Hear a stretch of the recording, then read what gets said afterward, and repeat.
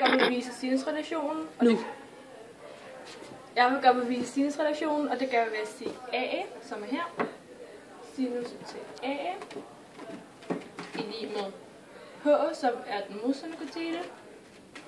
Divideret med C, som er hypotenusen. Og det er derfor, derefter vi lægger isolere H, så der kommer til at stå C gange sinus til A. Og vi gør det samme med vinkel C herovre. Og så ser vi sinus til C, lige med H, som er den modstående katete. Og så ser vi AA, som er hypotenusen.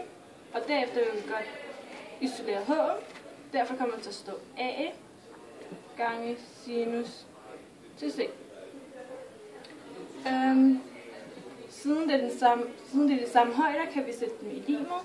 Så sinus gange C gange sinus til A i limer A gange sinus til C.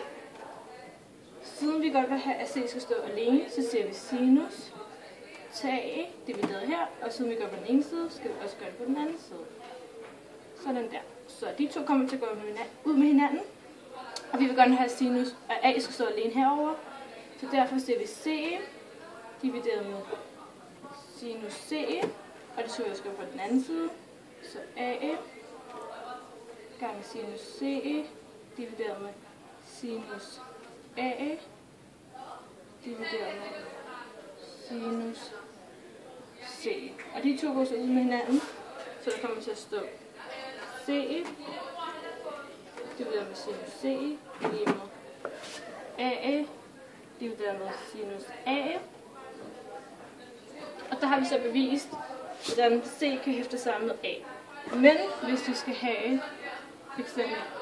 B hæftet sammen med C, kan vi bare rykke højden her, så det bliver, hvor man kan hæfte sig B sammen med C i stedet for C sammen med A.